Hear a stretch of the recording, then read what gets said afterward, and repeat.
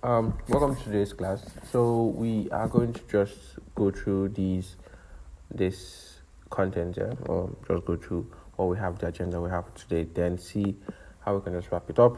Then within the space of 10 minutes, I'm going to be just explaining and showing you how you could do this stuff. So we are going to be discussing on adding and formatting font text. You could let's add text, and so these are like very basic stuff.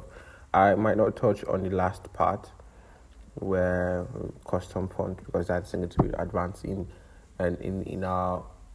future classes or in future tutorials. I'm going to try and touch some. I'm just trying to keep this as brief or as short as possible. Then we can begin to talk on how we are going to customize fonts or customize typography to create fonts and stuff like that. So let's go into adding and formatting text. So it's as it sounds. It's just adding text and formatting them. So to add the text, straightforward. You go to the toolbar here. You can right click. You just click on here, or you can right click and it gives you a bunch of options. So we have the type tool and area type tool. We have the type on part tool, which we are going to also discuss here. We have the vertical type tool, the vertical area type tool, and the vertical type 2 on part 2 or something like that. So then you have also the touch type 2. So let's talk first about the type 2. It's just straightforward, adding your text like regular text.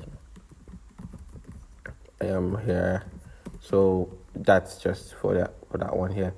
Then for the next one, which is the type area 2. Okay, so for the area type 2, you just have to create a shape, maybe any shape. Let's go with an ellipse. So when you draw the ellipse, you select the area type 2 here.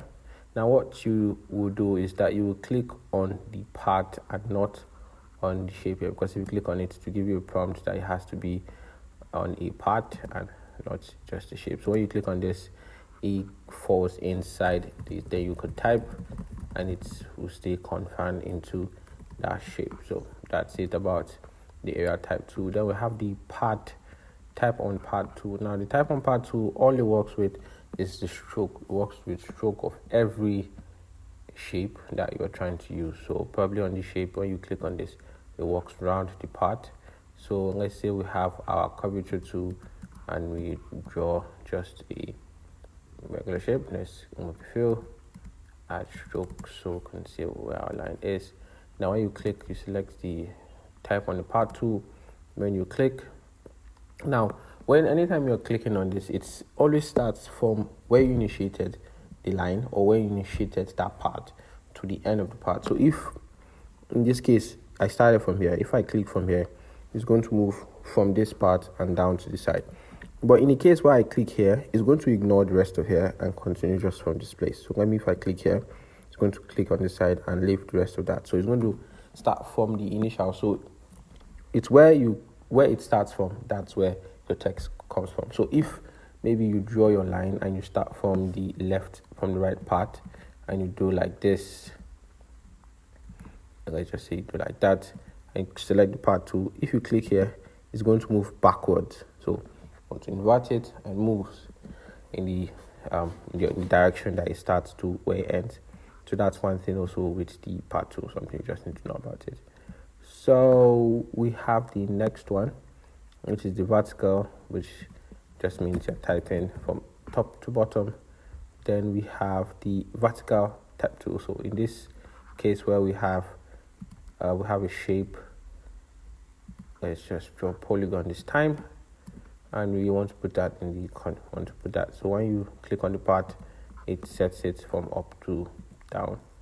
Then we also have for the vertical, so in this case we're moving from left to right, or from the start point to the point that's from the the horizontal part. It also goes from the top to bottom, but in a line.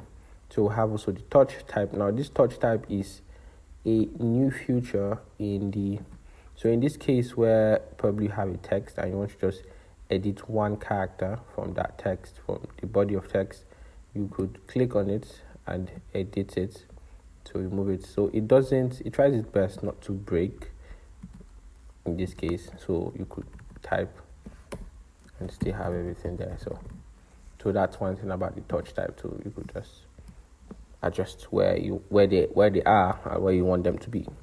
So I think that's all about working on adding and formatting text. Then we also have for the using types on part. We've done that too. Now creating effects on types. They have different methods, or we have different ways where we can create effects.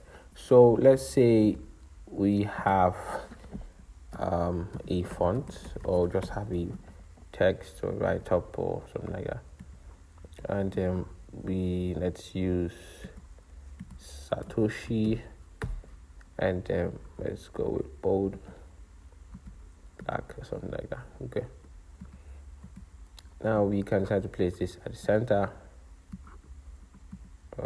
Center there, center here. And I want to add an effect to this guy. We could decide to go directly and see if we can add an effect, but the problem is that it will not work because it is a type, and it's not probably it's not a shape. So adding effects to shapes is much possible, and I just adding effects to type font or typefaces. So in these typefaces, some of the effects might work, some of the effects might not work. So like let's say like the blur effects, or the effects here, blur effects and stuff like that, all those effects will work. But in cases where you need to probably stylize your font and you want to make them editable, then that's where you have to come to where we call the appearance panel. If you don't see that, you go to Windows and we scroll up. Scroll up to see appearance here. So make the appearance, then we can make this a fill. So when you add a fill, then you begin to add the properties that you want to be added. So I can extrude it and add other things to it. So I could say here, I come to distort and transform. I say transform, and I add one here, and I could make this maybe like 10, and that's an extrusion there. So I could decide to change this color and have an extrusion there. But in this case, because there's no like separation between the two texts, I can duplicate it and change the color of this one. While this effect, I can eliminate that and ensure that this guy is what is having my effects. You can also increase it by making it 20 or so. So all you just need to do if you want to edit it is click on this, and this is also for opacity. If you go on opacity, you can adjust the opacity, or also the blending, or also the blend that is been applied there. So I think 10 is okay, and we can change the color to this, and so we'll have that effect already applied on it. You can also apply a lot of effects all here. You could try different effects. You could add sterilize. So instead of applying effects below it, because if you drag this to the top here, it will come on top while sending this one down below there. So let's reverse that, and I want to apply effect on this layer here. So we could do that by going to stylize, say outer glow, and then we'll change outer glow to this one here to have, you understand, like something to make it very clear. So there are lots of things you could do by changing your text into a using the appearance into a fill, so it doesn't see it just like a text, it sees it as an image or an outline instead. Because if you want to work on this, or you want to apply all those effects directly from here or from here, you need to convert your text into an outline.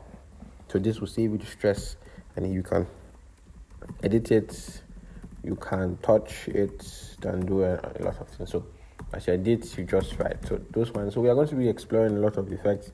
We're going to be exploring some effects in future tutorials to come. So this one is just giving you the basics. I know it's going to be boring for just to start, but with time you begin to understand and see reasons why you need to learn this one. So when you are working on Adobe Illustrator, it will be much easier for you to just navigate. So I will see you in the next one, and bye.